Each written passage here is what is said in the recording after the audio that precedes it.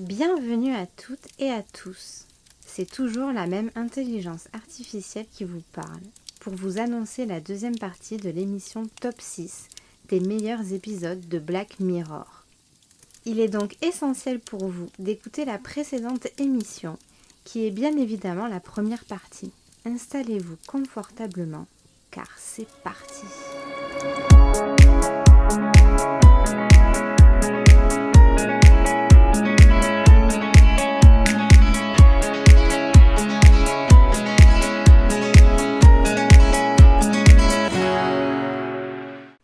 Bonjour, bonsoir, je suis l'IA de Wivo, il est l'IA de Davin, et c'est la suite du top 6 de Black Mirror. Exactement. Donc pour ceux qui n'ont pas écouté la précédente émission, allez-y de ce pas, c'est pour ça que là ça commence sans intro, sans rien, on est dans le vif du sujet. Voilà. Nous on enregistre vraiment à la suite, dans la même soirée. Donc ça, vraiment, ceux qui nous découvrent avec cette émission, revenez, l'émission juste avant, normalement c'est celle-ci. C'est celle-ci qu'il faut écouter en premier, voilà. Et on en était où ? On était dans une petite transition. Oui, bah c'est ça, c'est en gros, on a parlé de 3 épisodes, donc 2 à moi et 1 à toi, et donc là, c'était à toi de nous présenter ton deuxième épisode préféré. C'est ça, et c'était en rapport avec ce qu'on disait précédemment, dans l'autre épisode, pour vous. Nous, c'était il y a à peine 10 minutes. À peine. Et du coup, on va parler de quoi ? On va parler de l'épisode 1 de la saison 2, qui s'appelle « Bientôt de retour ». Et quel est cet épisode ? Attends, juste 2 secondes, on fait une pause, mec. Il y a un délire, alors ne dis rien. J'ai un bug mental. Je ne me souviens plus de cet épisode. Non, ne dis rien, c'est fou. J'attendais que tu dises le titre. Tu vas t'en souvenir. Oui, je vais m'en souvenir direct. C'est pour ça que je te dis de rien dire. Mais là, j'essaye de me rappeler de l'épisode. Alors, je l'ai regardé, parce que tu m'as passé ta liste. Je l'ai regardé. Qu'est-ce que c'est que ce dire ? Bah, vas-y, dis en plus. Alors, l'épisode, c'est donc... Il s'agit... Je vais vous faire une petite histoire. J'en peux plus de ce bug mental, je te jure, c'est horrible. Un spoil total. La langue, mais je sais même plus de quoi ça parle. Un spoil total. Vas-y. Ça parle du coup d'un couple de H et Martha. Et qu'est-ce qui va se passer ? Je crois que c'est H qui s'appelle le jeune homme roux. Oui, voilà, ça y est. Ouf. Oh, tu viens de déclencher ma mémoire. C'est fou. C'est bon. C'est fou. Oh là là. C'est terrifiant, mec. C'est terrifiant. C'est horrible parce que après, pour m'excuser, c'est le premier épisode que j'ai regardé après la saison 6 du coup. Du coup, ça fait longtemps, ça fait genre 15 jours. Mais je te jure, je l'avais plus dans ma tête. Et c'est quand t'as dit roux que j'ai fait acteur Harry Potter, il y a tout qui est revenu, tu sais. Ça y est, l'IA de Davin n'est pas totalement perfectionnée, comme vous pouvez constater. On a des petits réglages à faire. Je vais m'en occuper de ce pas. Entre l'AVC que j'ai fait en début de premier épisode et là, j'ai un blanc. Je te jure, je vais pas finir la soirée. C'est des IA diesel. Ça marche diesel, ça prend un petit peu de temps avant de démarrer. Mais il fonctionne. Actuellement, Wivo et Davin sont en vacances. Oui, ils sont en vacances tranquillement. C'est bien foutu, foutu, nous, les IA, on est esclaves de... Oui, mais bon, en même temps, on s'est inspiré de tous leurs podcasts qu'ils ont fait. Comme ça, on arrive à choper leur intonation de voix, leur façon de parler. Exactement, mais en mieux. Voilà, mais en bien mieux, sûr. Même si on démarre mal, au final, on parle de sujets beaucoup plus approfondis que eux. Parce qu'ils sont un peu teubés. Ils survolent. Ils survolent. Et du coup, c'est un épisode que je trouve splendide. Mais vraiment, je me demande si c'est pas mon préféré, mais je disais dans la précédente émission, j'ai du mal à les classer dans l'ordre, les 3 que j'ai choisis. Moi aussi, ce que je peux dire, c'est qu'il y a 2 de tes épisodes, dont celui-là et le prochain dont tu vas parler. C'est 2 épisodes, clairement, que j'aurais pu avoir dans mon top 3. En fait, c'est que toi, t'as donné ta liste en premier, donc forcément, j'ai pris des épisodes que t'avais pas dans ta liste. Mais globalement, cet épisode et l'épisode qu'on va parler tout à l'heure, ils auraient pu être dans mon top 3, je pense, si j'avais pu les prendre en premier, tu vois. Donc, voilà. C'est beau. Alors, l'histoire, en gros... c'est la H, qui est donc le fameux homme roux, qui a redonné la mémoire vive à l'IA de Davin. Ils vivent tout bonnement en couple, tout se passe plutôt bien. On voit que le mec est pas addict, mais presque. Il est vraiment beaucoup sur les réseaux, même à certains moments on voit qu'il y a des petits passages où elle lui parle, mais lui il répond à côté en fait, parce qu'il est sur son téléphone, parce qu'il tweet, il utilise les réseaux sociaux. Du coup il a, on va dire, un profil sur les réseaux qui est assez ample.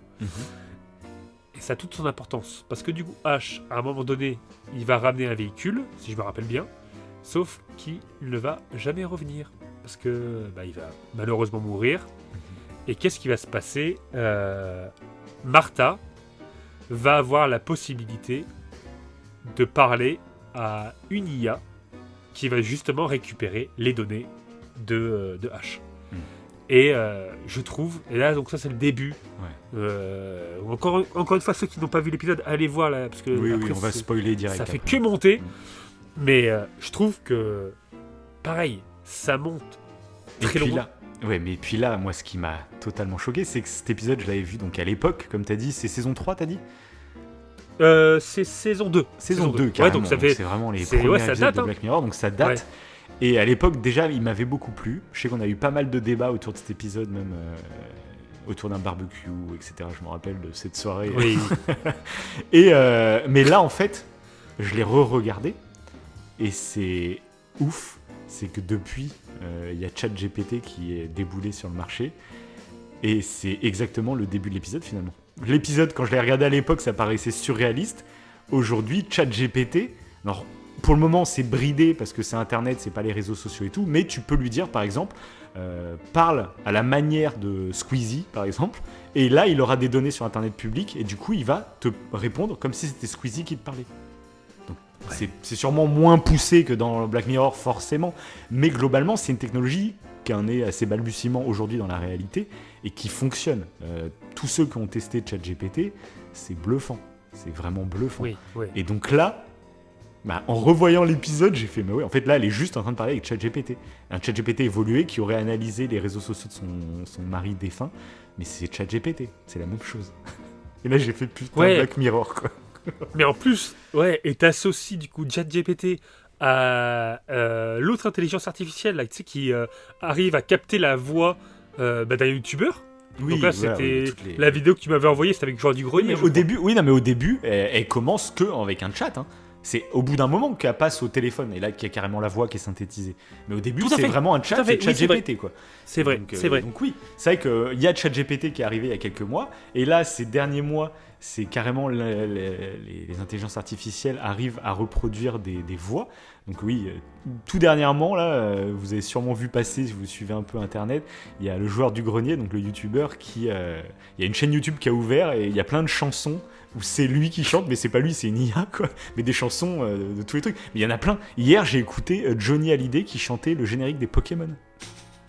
C'est totalement ouf. Et tu sens qu'il y a encore des trucs à améliorer, mais en fait, on est au balbutiement et tu sens qu'il y a un potentiel de malade. Et carrément, je crois que je t'en avais parlé, mais j'en ai pas parlé en émission. Il y a Paul McCartney qui vient de déclarer qu'il y allait avoir un nouveau son des Beatles qui allait sortir dans les mois qui viennent, là. Avec John Lennon reproduit par intelligence artificielle.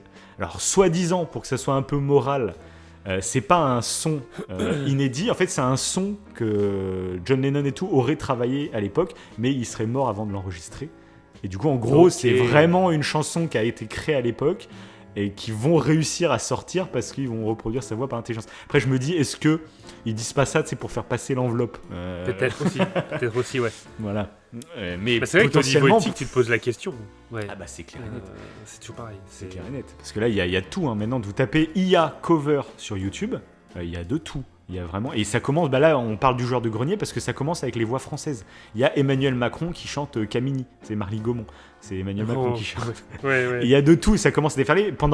Ça faisait quelques mois que ça arrivait avec les chanteurs américains.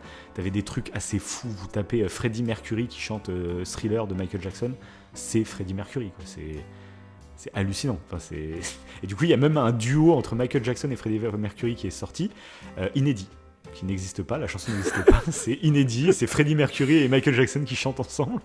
Enfin, ça va, on est en train d'ouvrir les portes, j'espère pas de l'enfer, mais on est en train d'ouvrir des portes, mon gars. Je sais pas de quoi va être fait le futur, incroyable. Mais ça va être... C'est incroyable. On en avait parlé avec les... Oui. Et ben, ça me remet en cause même la musique, c'est-à-dire que l'IA...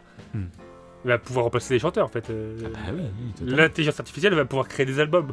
On va acheter des albums d'une IA. Par exemple, tous les beatmakers, etc., il y aura des instrus, je pense, qui vont être faites par IA. C'est ça. C'est-à-dire que tu dis, j'aimerais bien une petite instru avec un beat un peu doux, des touches de violon et puis une petite accélération pour le refrain, et puis l'IA va te créer un... T'auras à lui demander ce que tu veux, et puis l'IA te fera la mélodie. Artistiquement, en fait, ça va décupler les possibilités. Après, à voir ce qu'on en fait, parce qu'on a toujours peur à chaque fois quand ça démarre un truc, parce que c'est pareil, à l'époque, la musique, fallait des moyens pour pouvoir faire un morceau, etc. Aujourd'hui, maintenant, n'importe qui, avec un PC, tu peux faire des morceaux, en fait. Oui. Il y a des... Genre Riles, il a été vachement connu pour ça, c'est un artiste français qui a tout fait dans sa chambre pour débuter, et il a fait du solfège, il a appris tous les instruments, mais en version numérique. Du coup, le mec, il te fait des morceaux avec des trompettes, avec des violons, etc., alors qu'il ne maîtrise pas les vrais instruments. Il maîtrise que les instruments de manière électronique, tu vois. Il a les bases du solfège pour connaître les accords de notes, etc., mais c'est que des trucs par ordi. Et c'est accessible, en fait, tu t'achètes un PC, même pas un PC trop cher.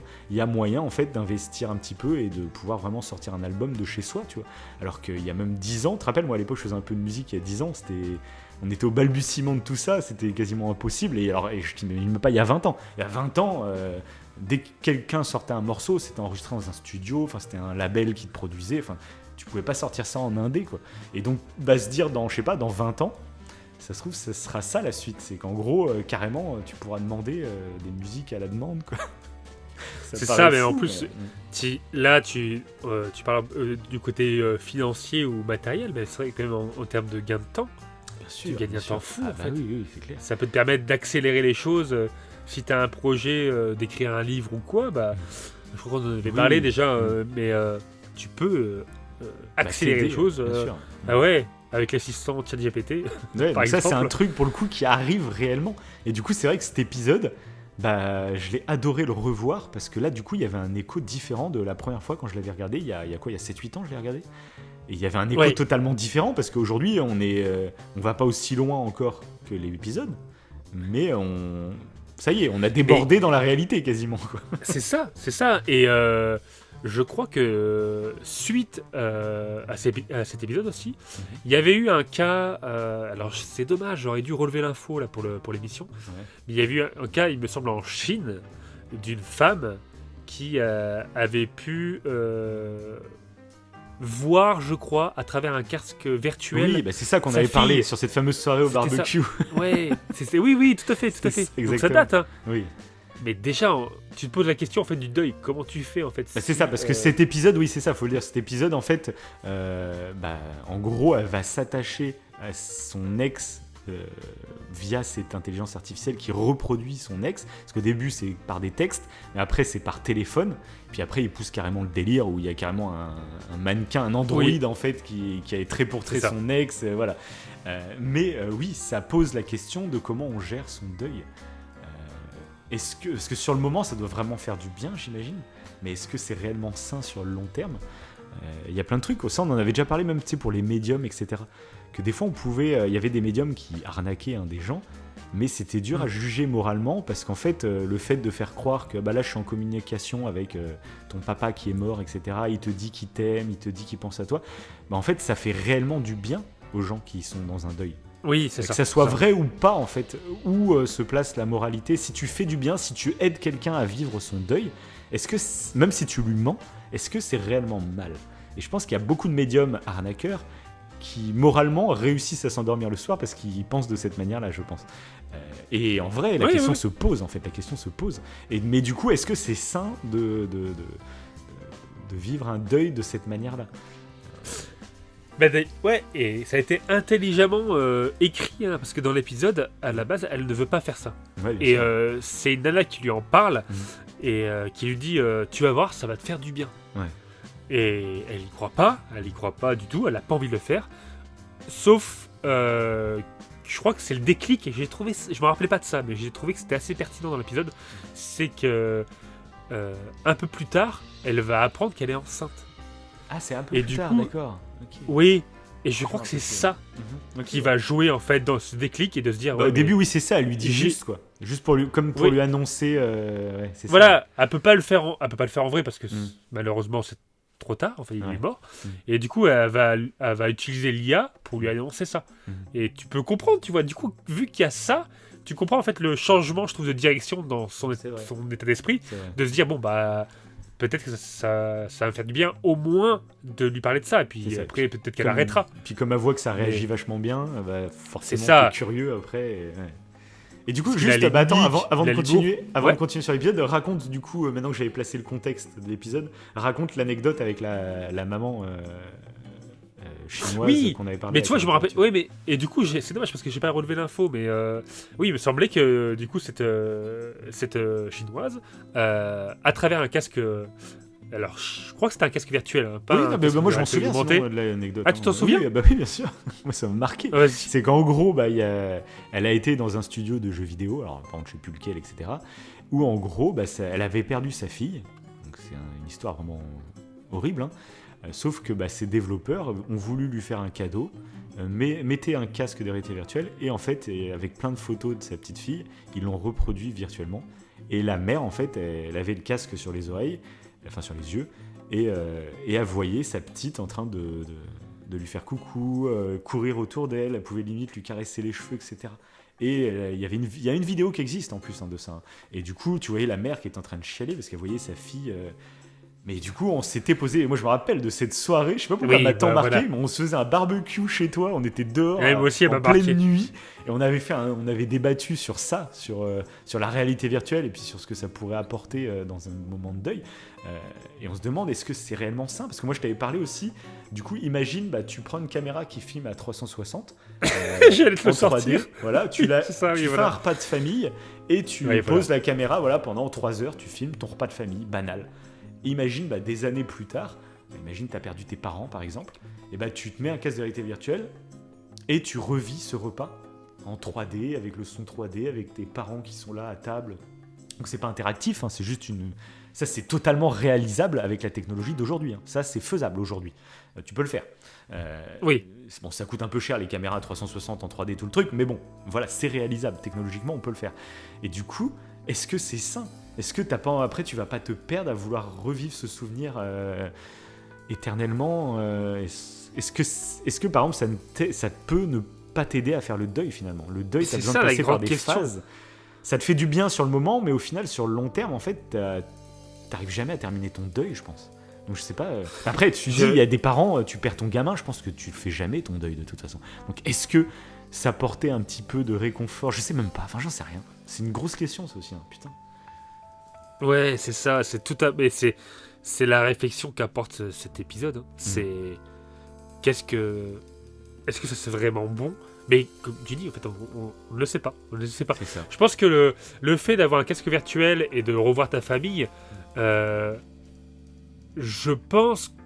Alors, effectivement, t'as le côté 3D, t'as le côté très immersif, mais ça ferait penser peut-être un peu à une photo, une vidéo, voilà, encore, un souvenir, Une interaction. Tant qu'il n'y a pas d'interaction, mais s'il y a une interaction telle qu'il y a avec cette chinoise, je vois qu'elle est chinoise, c'est ultra troublant.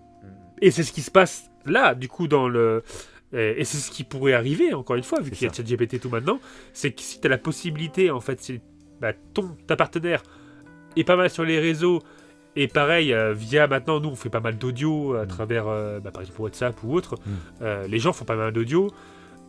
Si tu peux requérir du coup les informations vocales, les informations au niveau des réseaux, etc. et tout, et que rien que le passage, je trouve, où, et d'ailleurs ça dure assez longtemps, où elle peut communiquer avec son H à travers le téléphone, je trouve que ça, si on pouvait le faire, mais c'est ultra troublant. Si c'est interactif, si ça répond et tout, mais... Je sais pas, ça doit être... Ah.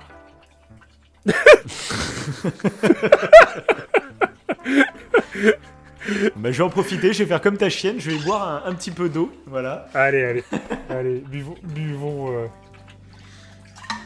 Elle avait envie de boire, parce qu'elle aussi, ça la trouble. Qu'est-ce que je ferais? Oui, et puis pour le coup, ça fait je sais pas combien de temps qu'on enregistre.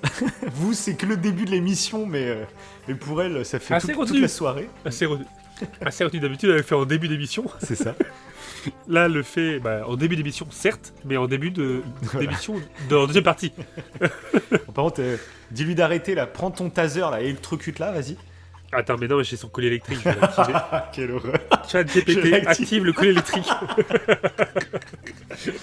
Pour une décharge, elle est couchée pendant 4 heures. Ça permet de faire une petite pause. Ouais, voilà. C'est pour ça. T'as pas une chanson à nous chanter? On vous laisse à cette réflexion.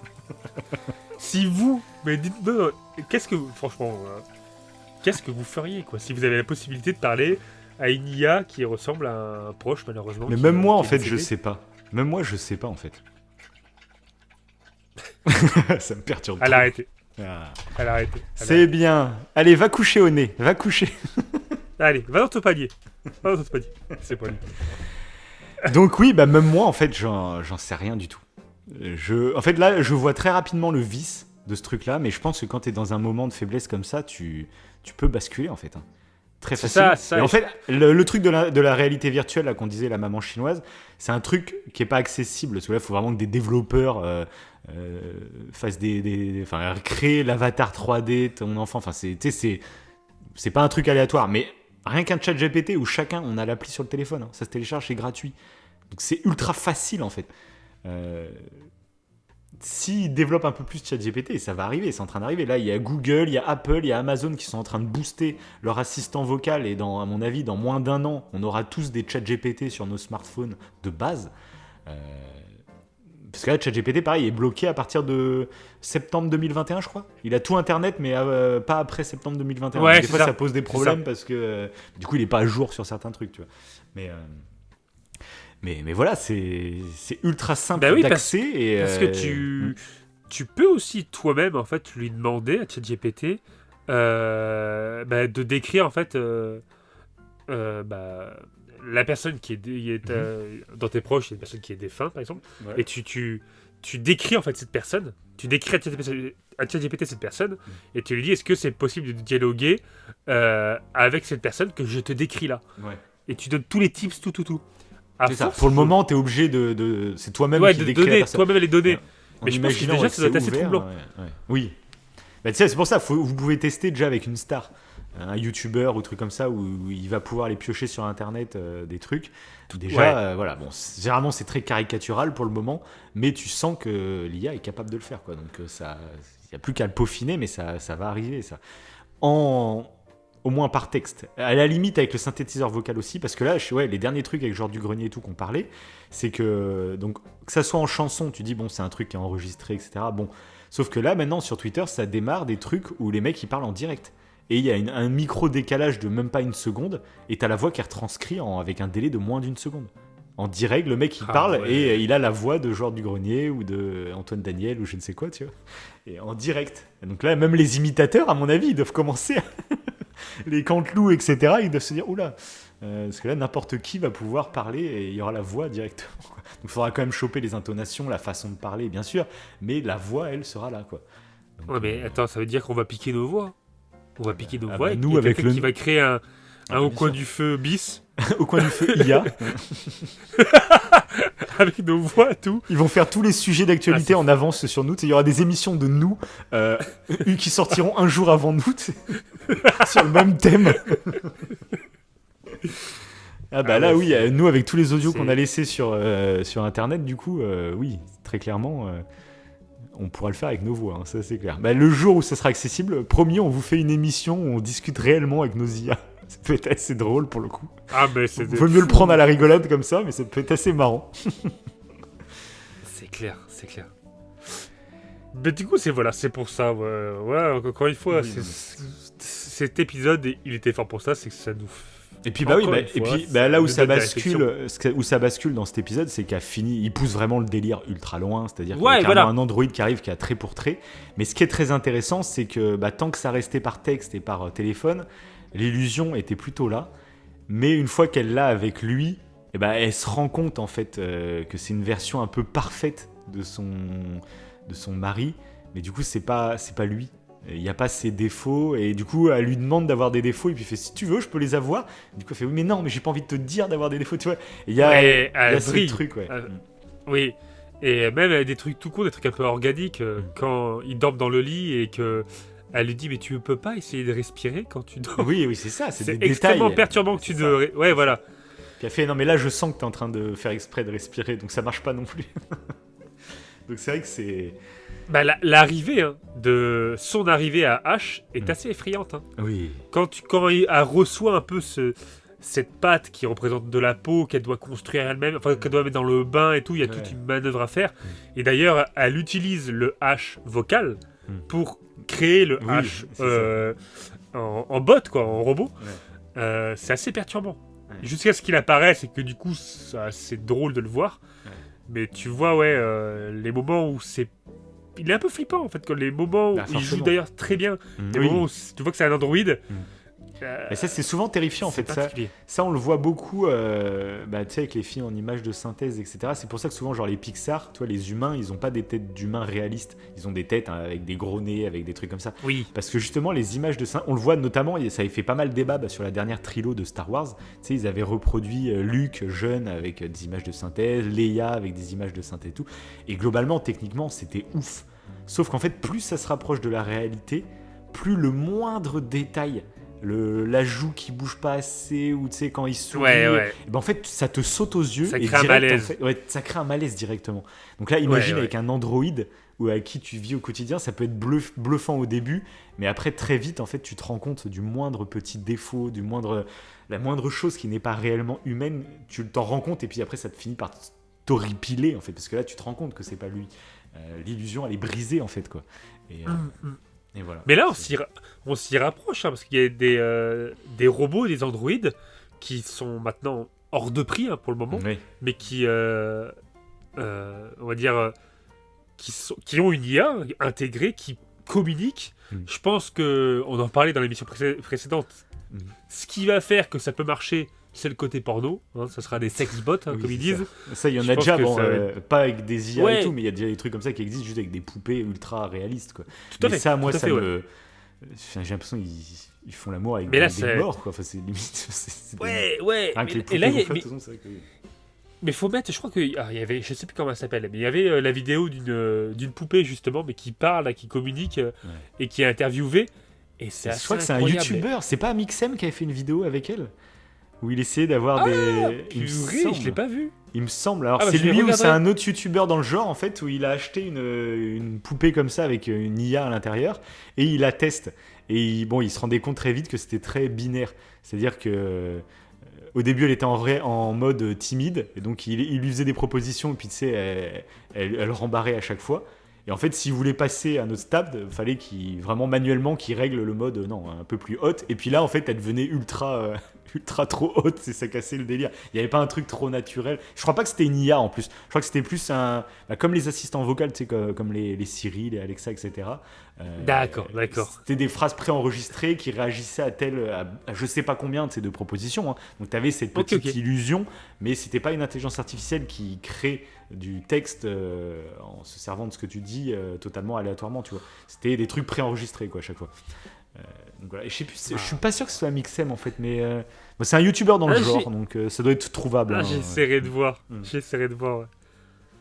Mais voilà, encore une fois, c'est des technologies dont on est pas loin. On n'est pas très loin, ouais. Donc c'est ça, oui, c'est des questions qui se posent. Et puis du coup, j'ai bien aimé la fin que je me souvenais plus du tout. Ouais. C'est le fait que elle va, tu sais, pour le pousser dans le vide, sauf que quand elle lui demande de fais genre t'as peur, fais réagir. En fait, il se met à réagir et du coup, t'as l'impression qu'elle se dit oh putain, en fait. Justement, c'est la fameuse question de est-ce qu'on peut torturer un androïde, etc. Si on le voit réagir à nos trucs, est-ce que ça devient pas illégal du coup? Enfin, ces questions-là, mais bref, elle décide en fait de le garder dans sa cave, donc caché aux yeux de tous, à part de sa fille du coup. Et c'est vrai que c'est. Oui, mais en même temps, c'est une autre question. C'est ça qui est pas mal aussi. Elle a honte quand même. Tout le long, elle a honte de ça, ouais. Oui, mais en même temps, c'est vrai, en fait, la question en plus, c'est pas bête, je trouve, à la fin. C'est imagine, au moins sa fille. Elle pourra quand même connaître un petit peu son père. Je sais pas comment elle lui présente. Et son père pourra un petit peu l'éduquer, il pourra même l'aider à la maison. Enfin, il y a une utilité quand même, tu vois. Et c'est quand même une partie de son père. C'est pas de son père totalement, mais c'est mieux que rien, peut-être. C'est ça.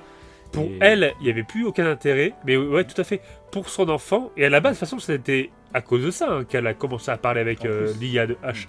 Et ouais, elle gardait cet androïde pour son enfant. C'est ça. Il y a un intérêt. Ouais. Je trouve qu'il y a la...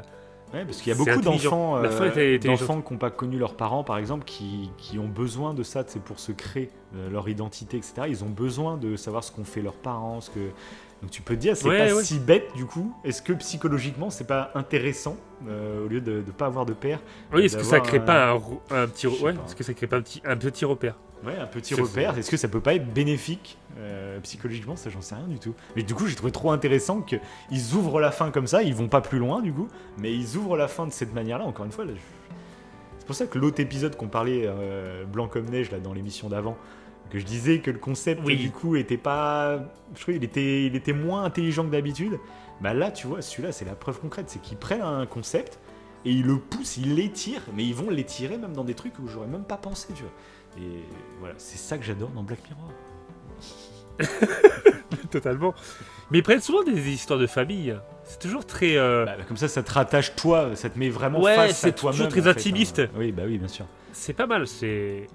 Bon, enfin voilà. Épisode en or. C'est le but de la série, c'est de te mettre face à toi-même en fait. Tu regardes des gens, tu regardes des inconnus. C'est pour ça aussi, je pense que c'est une série anthologique. Et pas avec des personnages que tu vas retrouver à chaque épisode. Parce que si c'était le cas, en fait, tu finirais par te projeter sur les personnages. Enfin, tu t'attacherais à des personnages qui existeraient. Là, comme c'est des nouveaux personnages à chaque épisode, tu es confronté à toi-même en fait. T'es pas confronté à des personnages. Parce que finalement, tu les retiens même pas les personnages. T'es directement en fait confronté à toi-même face à la situation, quoi. Voilà. C'est parfaitement conclu. Donc c'est à moi de de dévoiler mon dernier épisode. Le dernier. Bah ouais, c'est moi qui ai un blanc là. Ton dernier épisode. C'est horrible, hein. Donc, bah ouais. C'est l'épisode 3 de la saison 1. Retour sur image. Ah oui. Purée, celui-là aussi. T'as débloqué plus tôt que moi. Parce que c'est un... Je l'ai vu il y a pas si longtemps. Oui, bien sûr. On l'a vu en même temps. Soir, en plus, sans se concerter, on l'a regardé le même soir. Tu m'envoies un message pour me dire, je viens de me mater ça, et moi, je venais de le démarrer il y a 5 minutes, quoi. Et du coup, celui-là. Donc cet épisode m'a fait kiffer. Je sais qu'il m'avait marqué déjà à l'époque, que j'avais adoré. Parce qu'en plus la blonde, donc là, c'est un couple, la blonde, la femme, c'est une actrice que j'adore qui, il me semble, elle joue Doctor Who. Voilà. Elle devient le Doctor Who femme il n'y a pas si longtemps que ça, et j'adore cette actrice, quoi. Bref.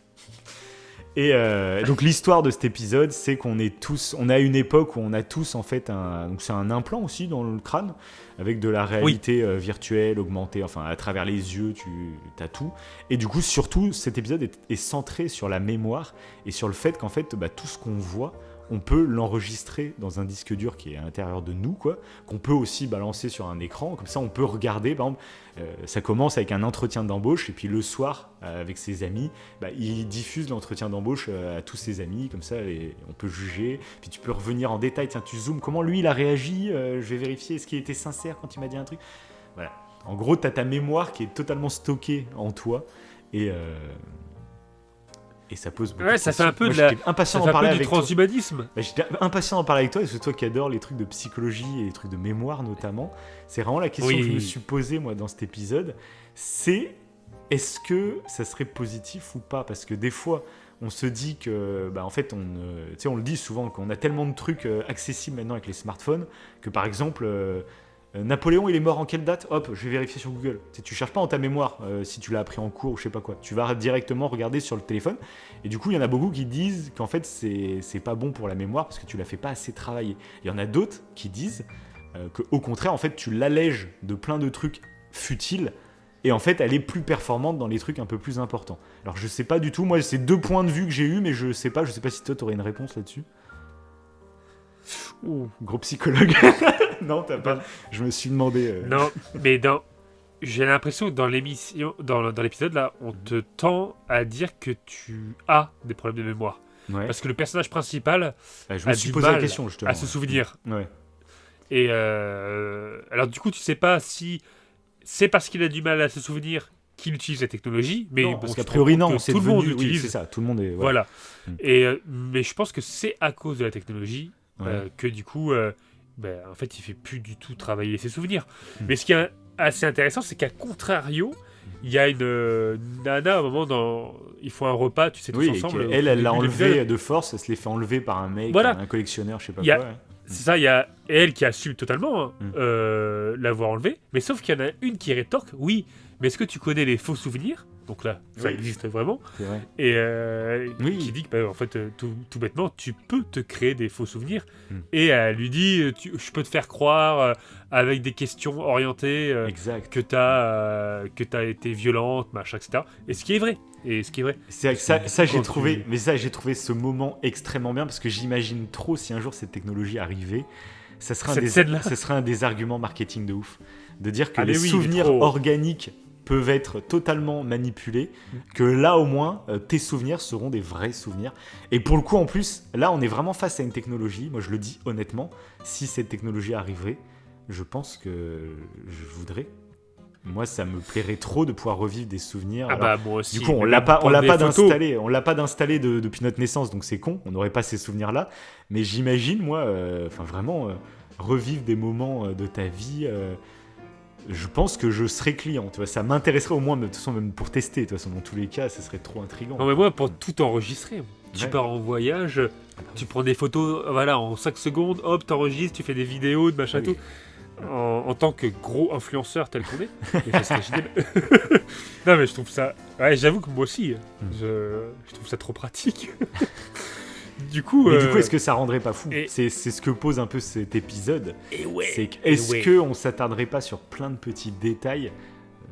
Et c'est ça que j'ai trouvé très fort moi dans cet épisode, c'est qu'en fait pendant tout l'épisode, j'adore les épisodes qui ont une double lecture. Et généralement, c'est les 2 premiers épisodes que j'ai parlé, c'est des épisodes où tu sais pas où ça va. Et tu comprends pas ce qu'il y a de bizarre et du coup tu le découvres petit à petit. Et là c'est un peu la même narration sauf que tu sais ce qu'il y a dès le début, tu sais c'est quoi le concept de l'émission, de l'épisode, etc. Sauf que pendant tout l'épisode tu te dis mais quel relou, arrête, c'est débile, là elle a juste fait un sourire, bon, arrête, c'est pas... Mais en fait ce que j'aime bien dans Black Mirror c'est qu'il n'y a pas de morale dans Black Mirror. Et en fait tout le comportement qui est totalement nocif du gars pendant tout l'épisode, en fait à la fin tu découvres que finalement, il n'avait pas totalement tort. C'est ça qui est horrible avec Black Mirror, c'est qu'il n'y a pas de morale. C'est pas à la fin, il va harceler sa femme et puis du coup, il avait totalement tort, donc il a agi bêtement. Et c'est pas, on te juge pas sur le fait qu'il ait utilisé cette technologie, parce qu'en fait, il a eu raison finalement à terme de l'utiliser parce qu'il a vraiment remarqué des trucs qui lui ont fait découvrir la vérité. Mais du coup, c'est ça que j'adore, c'est que ça se place pas moralement, non, on te montre une situation. Ça t'a montré à quel point ça peut te rendre fou, mais en même temps, lui, ça lui a permis de vraiment... il découvre carrément que sa fille n'est pas sa fille. Quelle horreur. Et donc en te montrant tous les vices, ça te montre qu'en en même temps, il avait pas totalement tort d'avoir des doutes. Enfin, c'est ça, donc tu peux pas te placer. Donc il a un comportement nocif, mais en même temps... Surtout qu'à la fin, je trouve qu'il y a vraiment un moment de nostalgie, dans le sens où...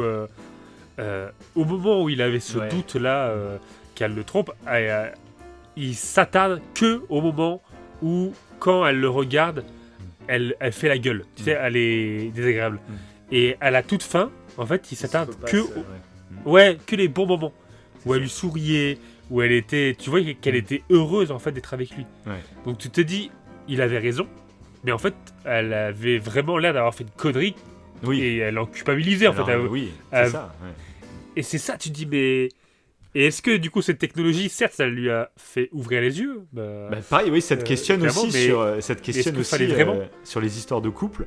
On parlait dans l'émission précédente du coup des aventures extra-conjugales, tout ça. Est-ce qu'il fallait incorporer ça dans un couple ? Mais là, quand il y a un gros mensonge, là c'est vraiment violent parce que c'est même pas sa fille, etc. Mais au final, au final, sa fille elle est née, ils sont heureux en couple, etc.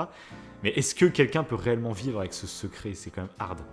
Je pense que la femme, toute ta vie, t'as peur que ça soit découvert, toute ta vie, tu vis avec ce mensonge.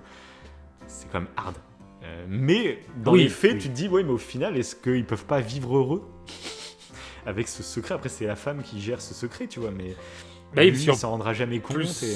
L'enfant va en pâtir aussi, du coup. Si c'est découvert, quoi. Mais si c'est pas découvert, non. Voilà. Oui, c'est pour ça. T'es même pas pas au courant, et là, ça l'est. C'est ton histoire. Mais si c'est pas découvert, l'enfant va être heureux et. C'est ça. Et... Donc est-ce que ça peut te questionner même sur les mensonges dans un couple? Est-ce qu'il y a besoin de vraiment tout se dire? Est-ce qu'il faut pas se mentir un peu? Parce qu'il y a des mensonges que juste c'est des erreurs. Est-ce qu'il faut tout dire? Si c'est des erreurs, ça sert à rien. Enfin, tu peux, si t'as réussi. On incite vraiment à tromper, hein, je trouve, dans cette émission. Oui, c'est vrai. Entre l'émission précédente et là. Non, même pas. Non, mais c'est des vraies questions qu'on peut se poser, en fait, tout simplement. Parce qu'encore une fois, on ne dit pas que c'est moral, en fait. On dit juste. Non. Les faits, mais ce qui se passe, c'est que t'as l'impression, du coup, en se posant ces questions, que ces technologies qui semblent intéressantes au départ pour le côté très ludique que ça apporte, en fait, le côté un peu cauchemardesque, c'est que tu vas, ou à cause plutôt de ces technologies, t'attarder que sur les mauvais moments, oui, en plus, et que sur les mauvais trucs, en fait. Vu qu'on a tendance, encore une fois, on l'a déjà dit, on le répète, à être attiré par ce qui est négatif, et ben en fait, tu vas te retaper que les moments négatifs. C'est pas le but de la vie. Et les moments porno. Comme on dit, le porno arrive toujours. Mais là, je trouve que c'est horrible aussi. En fait, cette scène-là, où ils font l'amour, mais ils font l'amour. Ils sont visualisés, ils visualisent leur meilleur moment. Ouais. Oui, mais pourquoi? Voilà, c'est exactement. Autant l'autre, tu sais, le mec célibataire qui disait qu'il se refaisait ses ex en fait pour se masturber, tu vois, il se refaisait des scènes avec ses ex. Là, à la limite, tu dis pourquoi pas. Mais alors la scène après où le couple ils font l'amour, mais ils sont chacun en train de vivre une scène. C'est ça. Ça mais c'est que j'ai cru comprendre, c'est que ça allait pas en fait. Et je crois qu'au niveau de leur relation sexuelle, il y avait eu un problème. Et du coup, c'est pour ça qu'ils font ça, de ce que j'ai cru comprendre. Tu sais, c'était comme un plan B. Mais au lieu d'utiliser Enfin, là, t'as l'impression qu'ils fuient le problème, en fait. Oui, c'est ça. À travers la vidéo, ils résolvent pas le truc, en fait. Ils revivent un... Je sais pas, c'est très bizarre. Ouais, c'est vrai. Ça. De toute façon, on serait perdu. C'est ça aussi le danger de ce truc. C'est très attirant au début, mais je pense qu'on finirait par se perdre dans nos souvenirs. C'est pour ça qu'elle est contente de s'en débarrasser, hein, la fille elle est contente de l'avoir perdu. Oui, c'est ça, mais après, c'est plus... tant que tu l'as, je pense que t'es addict et tu te vois pas vivre sans. Et du coup, c'est un cercle vicieux, quoi. Une fois que tu l'as, c'est fini. C'est comme nous avec nos smartphones, finalement. Il y en a plein qui vont te dire, tu vois, genre, j'ai fait une pause d'une semaine sans téléphone, ça m'a fait du bien et tout. Et peut-être, mais on est tous avec nos smartphones, on est tellement connectés maintenant que maintenant on n'a pas de téléphone dans notre tête, mais c'est comme s'il était greffé finalement dans notre main, plus ou moins. Ça veut pas dire qu'on est tous, on passe notre journée sur notre téléphone, mais globalement, moi, tu vois, je pourrais pas me passer de mon smartphone, parce que mais rien que pour mes interactions sociales, pour mon travail, pour tout. C'est pour ça. Oui. Mais même juste les interactions sociales finalement.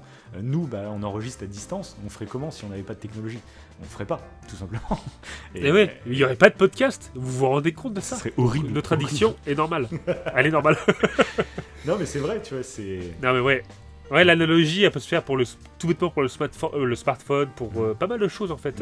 Puis moi, je peux comprendre des vieux, tu sais, des vieux qui ont vécu totalement avant Internet, avant les smartphones.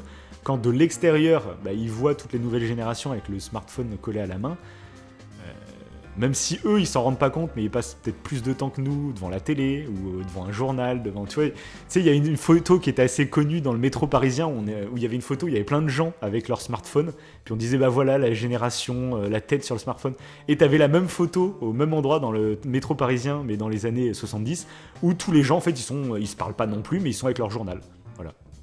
Mais pareil, il n'y avait pas genre tout le monde se parlait dans les métros. Oh, vous allez bien, monsieur? Non, ça c'est dans les films, tu vois. Avant, tout le monde prenait le métro et puis ils avaient le journal, ils lisaient leur journal. Parce que je trouve que c'est un peu pareil. Il ne faut pas diaboliser non plus le smartphone, bien entendu. Mais je peux comprendre que vu de l'extérieur, ceux qui sont nés en dehors de tout ça, forcément ils voient que le côté négatif. Et du coup, ils ont l'impression qu'on est tous des zombies sur notre téléphone. Et voilà, bref. Ouais, parce que quand tu dis ça, ça me fait penser du coup que dans Retour sur Image, on nous montre un peu le côté négatif en fait de cette technologie. Mais et souvent en fait, ce qui se passe, c'est qu'une nouvelle technologie, on va y voir plus, encore une fois, les risques, enfin les désavantages, les inconvénients plutôt que les avantages. Voilà, je vais y arriver. et pourtant, en fait, Retour sur Image, cette technologie, je trouve que pour la justice, ça pourrait être super intéressant. C'est clair. Parce que souvent, les faux souvenirs, ça va biaiser les témoignages et ça peut condamner quelqu'un à tort à cause de faux pas de faux témoignages, mais de faux souvenirs, où ça peut brouiller un peu les pistes. Que là, avec ça, bah non, en fait, tu as tout. Tout est les vrais enregistré. souvenirs, c'est vrai que moi j'avais vu, c'est toi qui avais dû m'en parler d'une expérience qu'ils avaient fait. Les faux souvenirs, donc pour ceux qui n'ont jamais entendu parler de ça, c'est totalement possible. Moi, avant que tu m'en parles, je crois que j'en avais jamais entendu parler. Il y a des expériences qui sont faites pour créer des faux souvenirs. Et je me rappelle d'une que tu m'avais parlé, où en gros c'était un groupe de, je sais pas, genre on va dire une trentaine de personnes. Ils étaient tous invités au cinéma, ils allaient regarder un film. Puis après la séance de cinéma, il y avait une sorte d'apéro, tu vois, avec un buffet, avec des trucs à manger, etc. Ils discutaient pendant 1 heure. Puis après tout le monde rentrait chez soi. Puis 15 jours plus tard, ils étaient tous réunis, puis on leur montrait des photos de la journée qu'ils avaient passée. Et sauf que dans cette photo, en fait, il y avait une enfant. Donc c'est des photos, je sais plus, c'est des photos truquées ou je sais pas quoi. Ils rajoutaient une enfant. C'est ça, ouais. Et avec un ballon, je crois. C'est ça. Ils allaient même, donc déjà, ils se sont rendus compte que quasiment tout le monde en fait avait le souvenir de cette gamine alors qu'elle n'était pas là le jour même. Et même, je crois qu'ils avaient poussé le truc en disant, vous vous souvenez quand la petite, elle a fait tomber l'assiette qui s'est cassée par terre. Et il y en avait pas tous, mais il y en avait une partie qui se souvenait. Ah bah oui, c'est vrai, oui, je me rappelle quand elle a fait tomber l'assiette. Oui, à force. C'est ça. Alors, avec la formulation des questions. C'est ouais. Mais ils ont réussi à leur créer, et puis les gens, ils étaient bah oui, si, ça me dit quelque chose. Ils étaient pas genre, ils s'en souvenaient pleine balle, mais déjà, quasiment tous, ils se souvenaient de la petite fille alors qu'elle était même pas là. Et en plus, du coup, un truc encore plus loin, une assiette cassée alors que la petite n'existait même pas, tu vois. Et ça, j'ai trouvé ça fou. Et du coup, ça remet en contexte, mais nous, tout ce qu'on pense être notre passé grâce à nos souvenirs et tout, il y a combien de nos souvenirs qu'on prend pour quelque chose d'acquis, mais qui en fait, non, en fait, c'est un faux souvenir. En fait, faut penser qu'à chaque fois qu'on repense à un souvenir qui nous est arrivé, on le reconstruit le souvenir. C'est ça. C'est-à-dire qu'à chaque fois qu'on y pense, on le reconstruit. Donc plus tu y penses au souvenir, plus tu vas le modifier. C'est ça. C'est quand même assez dingue. Ouais, juste t'auras le moment émotionnel de ce souvenir qui restera intact, mais tout le contexte autour, il va être modifié à chaque fois. C'est ça. Tu vas ajouter des nouveaux trucs, et on peut t'ajouter des nouveaux trucs dans ce souvenir. Bah voilà, bien sûr. C'est fin, c'est fou. Donc bon, c'est pour ça que là, voilà, encore une fois, ça te montre vraiment le côté cauchemardesque, mais ça peut être très utile. C'est clair. Non mais Black Mirror, de toute façon, c'est les maîtres. Non mais là, c'est vrai que tu te rends compte le nombre de sujets, et puis je trouve que c'est bien traité. Encore une fois, j'en parlais quand on faisait l'émission sur la saison 6. Ce que j'aime bien dans Black Mirror, c'est que c'est pas un mec qui déteste la technologie. C'est un mec, au contraire, il est fan de technologie. Charlie Brooker, il est fan de technologie. Et même s'il la décrit bien souvent négativement, tu sens qu'il maîtrise, en fait. Pour pousser les sujets aussi loin, c'est vraiment t'y as réfléchi en fait. C'est pas genre tiens, je prends un concept, vas-y, on essaye de l'étirer au max, je sais pas comment, tu vois. Là tu sens que c'est maîtrisé, tu sens qu'il a étudié ce qui pourrait se passer, il y a réfléchi réellement, tu vois. Donc c'est ça que j'aime bien dans Black Mirror aussi, c'est que t'es pas face à quelqu'un qui est là pour critiquer, il est là juste pour présenter des choses, voilà. Et je trouve ça trop bien.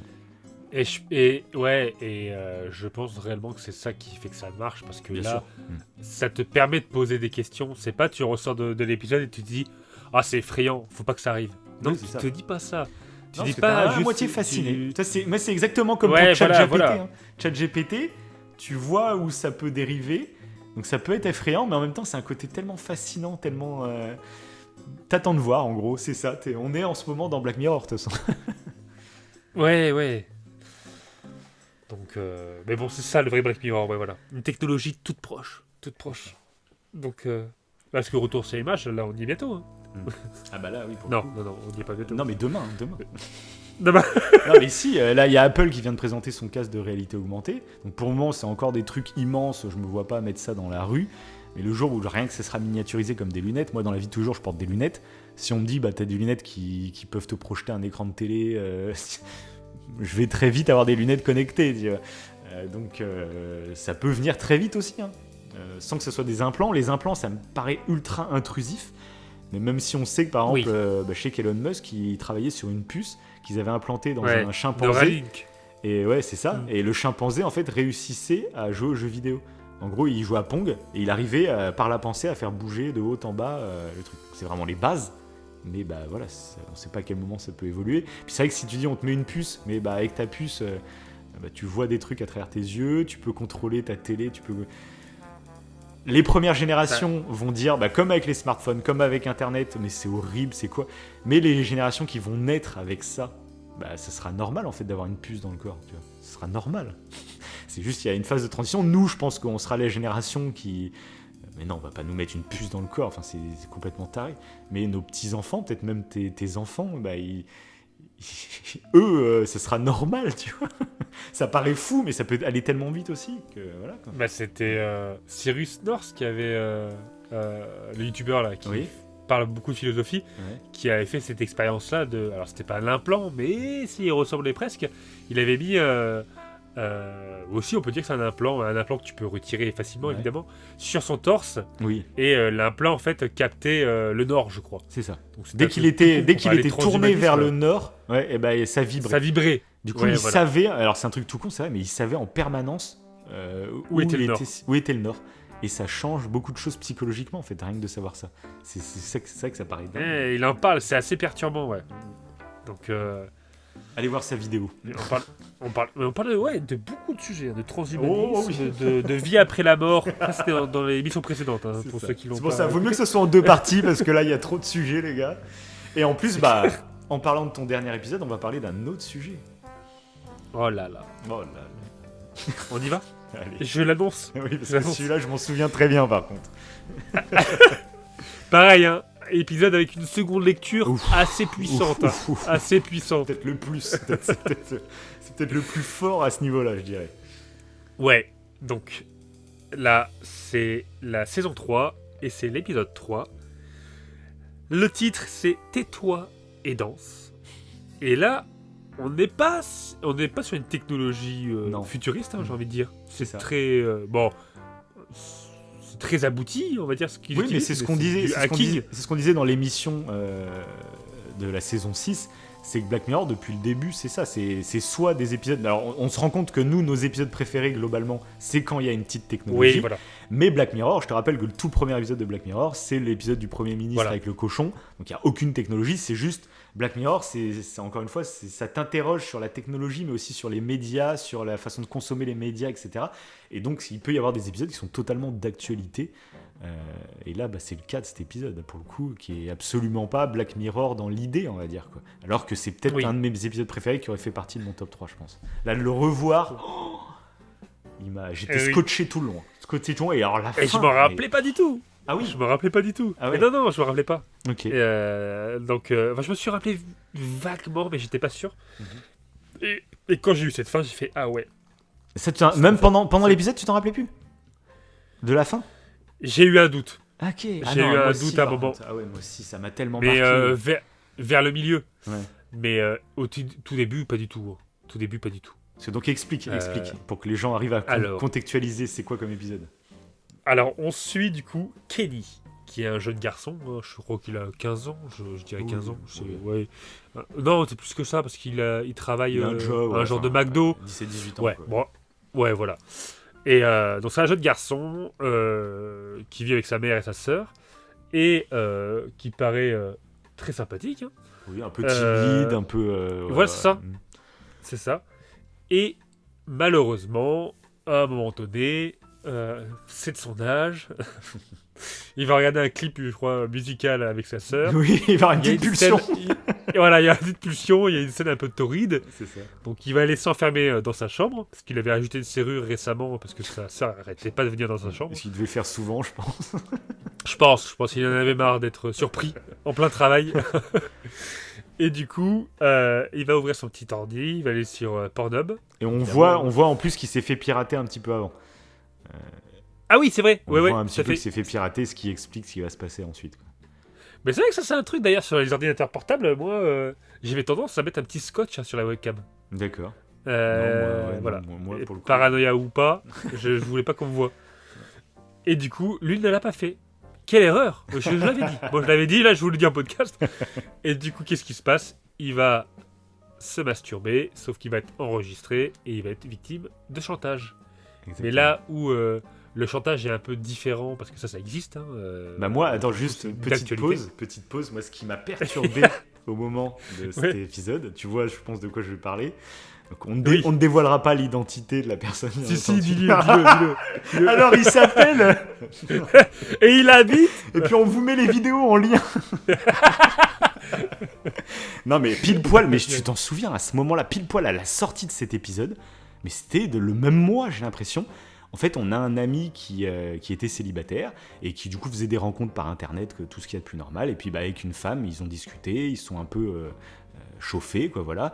Et ils ont fait des petites vidéos un peu chaudes. Des petits sextapes. C'est ça. C'est pas c'est ouais.